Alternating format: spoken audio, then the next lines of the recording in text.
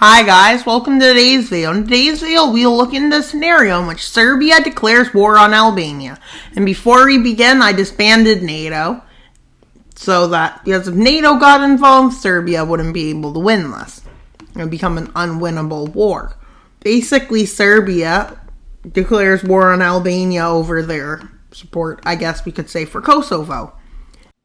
As Kosovo has been a dispute between both nations, so Serbia claims it, Albania says it's independent. But with the war breaking out, the first thing that happens is a Serbian offensive into Kosovo. Also, we're using a different map for this, so Serbia is bigger and Kosovo is bigger, because that's better for this scenario. With Serbian troops marching in, quickly taking over northern Kosovo, and then moving in and taking Pristina, the capital. With Albanian forces arriving and pushing Serbian forces back to where they set up a front line. Northern Macedonia decides to support them because Serbia occupied them, basically, let's say, is their story. Which really doesn't look good for the red team. With Northern Macedonia, 3 members on the team.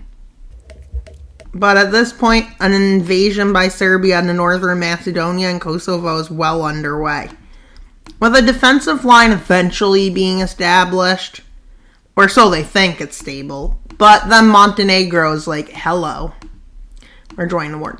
Italy and France decide to support Albania, Kosovo, and Northern Macedonia. Germany supports them. Russia supports Serbia, Montenegro, along with Romania, Greece, and Bulgaria, kinda.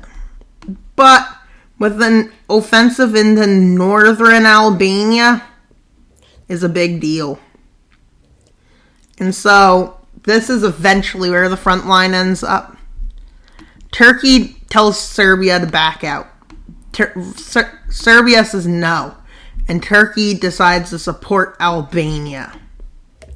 A big deal because Greece now feels the need to join. Greece is persuaded into joining, forced to join, along with Bulgaria and Romania decide to join. Bosnian rebels decide to support Serbia.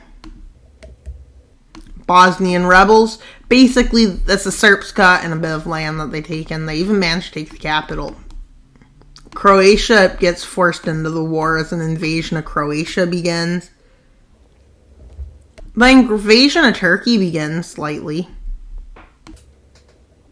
as this is a big deal. Turkey being pushed back to the gates of Istanbul, with Northern Macedonia and Albania fighting a two-front war. Albania, with Turkish supplies, managed to hold the offensive back eventually, with Bosnia retaking its capital from Srpska. And basically, the front line becomes something like this up here, with the push towards Zagreb failing, but eventually a push cuts this area off. Croatia's not in a good position. Croatia starts negotiating with Hungary into an entrance. Italy decides to intervene because it has nothing better to do. Actually, we won't have them invade. The reason Hungary's joining is because they claim land, because Romania and in Serbia, well, Yugoslavia at the time, took it. This is what they took. So basically, they took all of this. And Hungary is mad about it, let's say. With Austria not joining, but Slovenia joins as they want to protect Croatia. And Slovakia joins as Hungary also is claiming lands on them, and they feel that if Hungary gets the lands they're claiming, that won't be good for them. With that becoming a stalemate. With the Turkish military prepared for an offensive, they start taking the Aegean Greek islands, which aren't on this map for some reason. I don't know why, but they aren't. With the fall of Crete,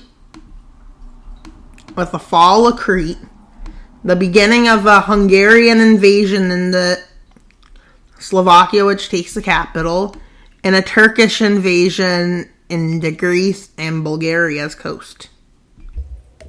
With Serbia sending troops here, but unable to succeed because Turkey is a strong nation. With the fall of Slovakia, making this really not as big of a deal what's happening to Hungary. With Hungary, Croatia, Bosnia, and Slovenia launching a joint offensive to push back the Romanians and Serbians. With the biggest success being felt in Croatia and Serbia. Croatia. And one of the big deals about this is that Hungary and Croatia take over northern Serbia, known as, I think that's the area's name, Vojvodina, I've called it.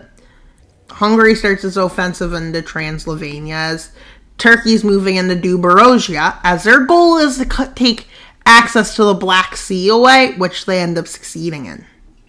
With Turkey realizing the best bet is to take Bulgaria out of the war, which they start moving towards the capital, and eventually at this point, with most of their land gone, Bulgaria surrenders over.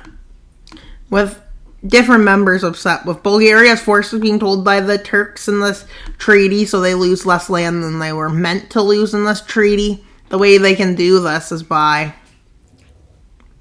sending troops to the front line. And they accept, as they don't want to lose a lot of land, as they move into northern Macedonia. As they liberate this area, it's seeming like Serbia lost coastal access along with Romania. They're encircled.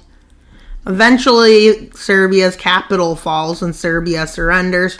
Romania surrenders, but Greece keeps fighting because they have nothing better to do, I guess. Well, Greece keeps fighting because they don't like where Turkey's power. And Turkey's power is immense. I mean immense. With the fall of Greece eventually happening, they sign a peace treaty known as the Treaty of Bucharest.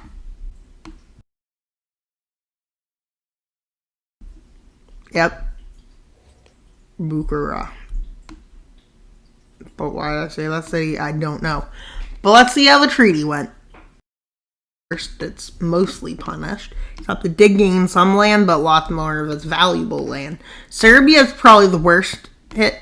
Slovakia isn't that bad hit. But at this point, weakened, they probably turned towards Czechoslovakia Union to help rebuild. So yeah, Czechoslovakia does happen. With Greece, it's an interesting story. It's pretty harsh. Serbia takes control of this area of Greece and Crete. With Slovenia not getting anything, but they barely did anything, so they see that as a point because they lost with nothing. But anyways, the one who's most important, Albania, Kosovo exists now. And looks kind of like interesting. And that's all for today's video. Please like, subscribe, and comment. Wild Mapper out! But not until you subscribe, because we got 20 subscribers left to go, so please subscribe. Bye, guys!